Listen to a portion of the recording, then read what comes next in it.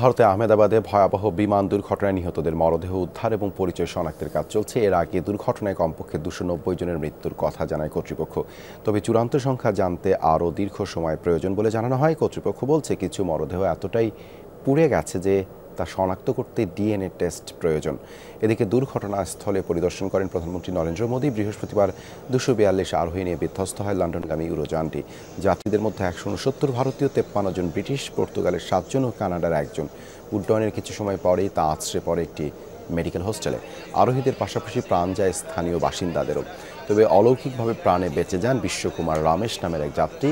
দুর্ঘটনার কারণ জানতে চলছে তদন্ত। দুর্ঘটনায় ভারতকে সব ধরনের সহায়তার ঘোষণা দিয়েছে ব্রিটেন।